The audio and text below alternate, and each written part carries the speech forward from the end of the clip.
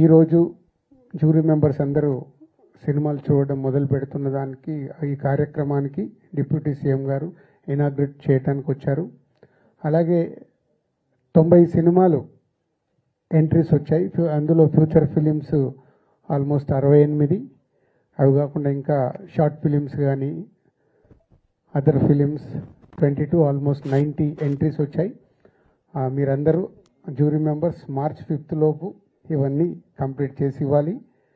So March 19 Ugadi సందర్భంగా ఈ second year Telangana Gaddar film awards event జరగబోతుంది.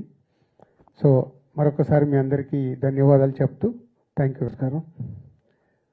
ఈ గద్దర్ అవార్డ్స్ అంటే ఈ గద్దర్ పేరు ఆయనతో లాస్ట్గా మేము రికార్డింగ్ కూర్చుంది మేమిద్దరమే.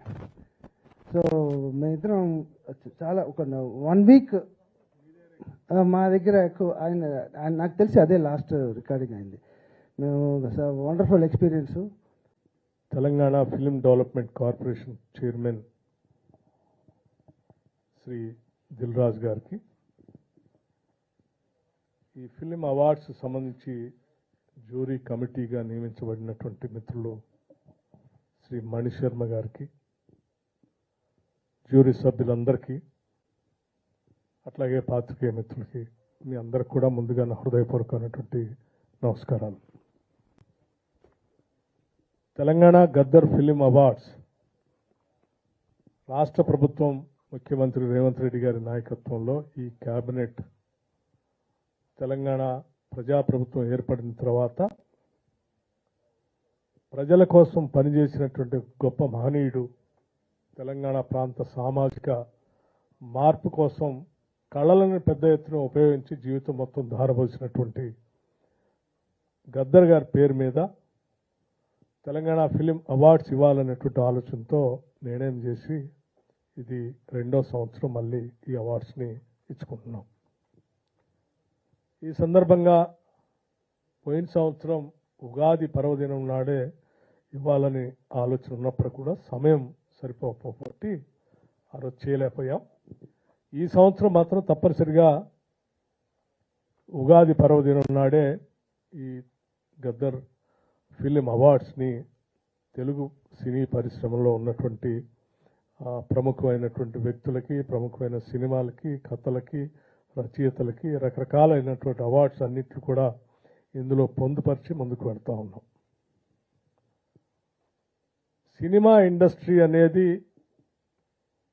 పెద్ద ఎత్తున హైదరాబాద్ నగరంలో వ్యవస్థీకృతం కావాలని, కేవలం తెలుగు సినిమా ఇండస్ట్రీ మాత్రమే కాదు, భారతదేశంలో ఉన్న వివిధ భాషలకు సంబంధించిన ఇండస్ట్రీ మొత్తం కూడా హైదరాబాద్ నగరం బేస్గా ఏర్పడి వారందరికి కావాల్సిన ఇన్ఫ్రాస్ట్రక్చర్ మొత్తాన్ని ఇక్కడ ఏర్పాటు చేయాలనేటువంటి ఆలోచన, ప్రగాఢమైనటువంటి సంకల్పం ఈ రాష్ట్ర ప్రభుత్వానికి ఉంది.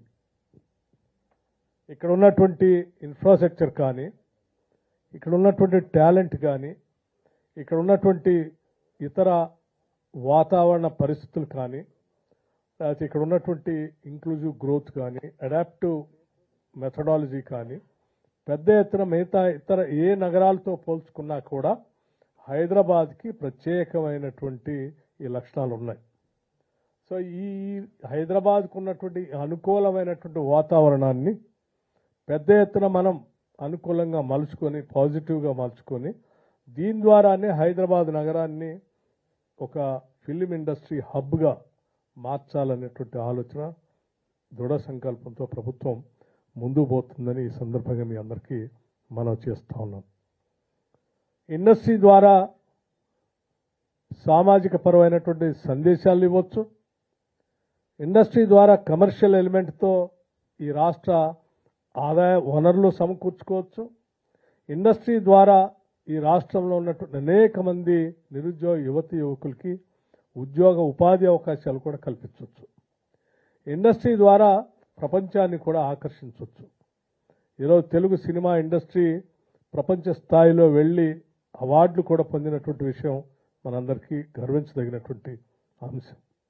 అటువంటి పరిస్థితులనే పునాదులుగా మార్చుకొని హైదరాబాద్ నగరాన్ని, తెలంగాణ రాష్ట్రం పెద్ద ఎత్తున ముందు చూపుతో ఒక బ్లూ ప్రింట్ తయారు చేసుకుని ముందుకు పోతుందని కూడా ఈ సందర్భంగా మీ అందరికీ నేను మనవి చేస్తూ ఈ తెలంగాణ గద్దర్ ఫిలిం అవార్డ్స్ పెద్ద ఎత్తున విజయవంతం కావాలని ఈ ఫిలిం ఇండస్ట్రీకి రాష్ట్ర ప్రభుత్వం ఎప్పుడూ వెన్నంటి ఉంటుందని ఈ ఫిలిం ఇండస్ట్రీ ఇతోధికంగా ఎదగటానికి రాష్ట్ర ప్రభుత్వం కావాల్సినటువంటి సహాయ సహకారాలు అది ఆర్థిక పరమైనటువంటి సహాయ సహకారాలు కావచ్చు, సామాజిక పరమైనటువంటి అవసరాలు కావచ్చు, లా అండ్ ఆర్డర్ సంబంధించినటువంటి అవసరాలు కావచ్చు, లేకపోతే ఇన్ఫ్రాస్ట్రక్చర్ సంబంధించిన అవసరాలు కావచ్చు, ఏ అవసరం వచ్చినా అర్ధరాత్రి తలుపు తట్టినా ఈ ప్రభుత్వం మీకోసం ఉన్నది అని చెప్పేటువంటి అంశాన్ని ముఖ్యమంత్రి గారు, సినిమాటోగ్రఫీ మంత్రి కోమటిరెడ్డి గారు, రేవంత్ రెడ్డి గారు ప్రత్యేకంగా ఈరోజు వారిద్దరు కూడా ఈ మున్సిపల్ ఎన్నికల్లో వాళ్ళు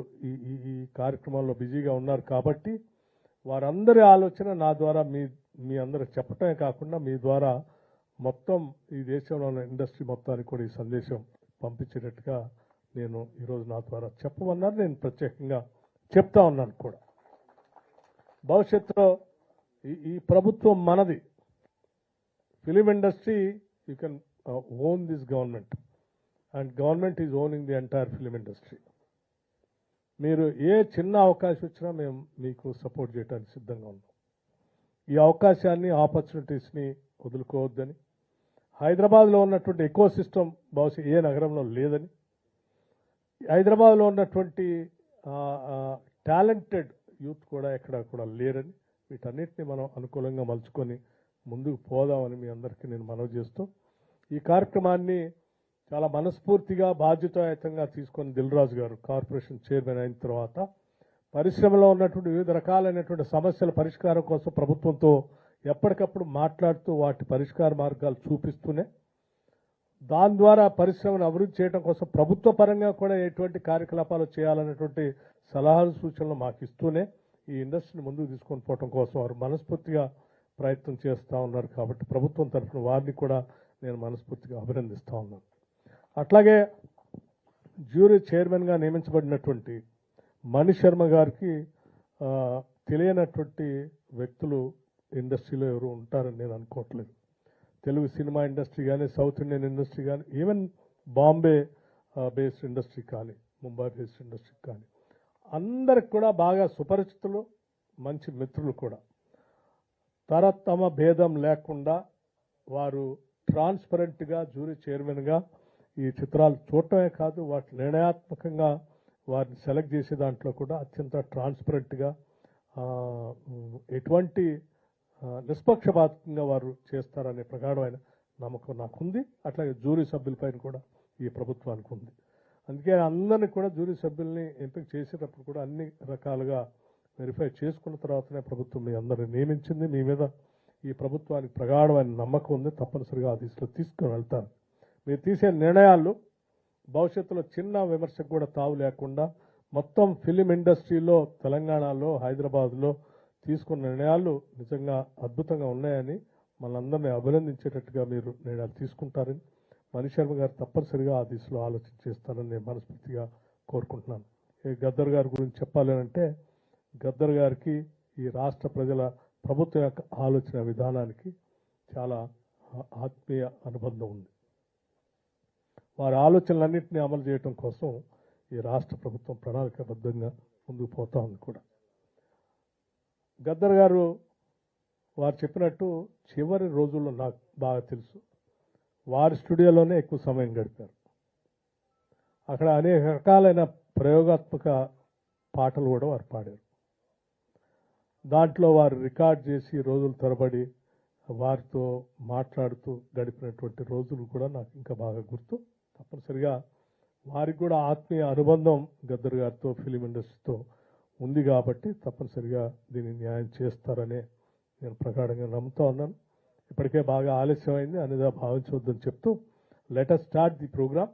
జ్యూరీ ఈ రోజు నుంచి ఆ సినిమాలు చూసి సెలెక్ట్ చేసేటువంటి కార్యక్రమాన్ని విజయవంతం చేయాలని, అవార్డ్స్ ఇచ్చేటప్పుడు మాత్రం నా భూతో నా భవిష్యత్ తెలంగాణ, హైదరాబాద్లో గద్దర్ ఫిలిం అవార్డ్స్ ఎంత గొప్పగా చేస్తారా అని భారతదేశం అంతా కూడా ఈ హైదరాబాద్కి వెళ్ళి చూసే అంత పెద్ద స్థాయిలో ఉన్నతంగా, అద్భుతంగా చేయాలని నేను మనస్ఫూర్తిగా కోరుతూ ముగిస్తా ఉన్నాను.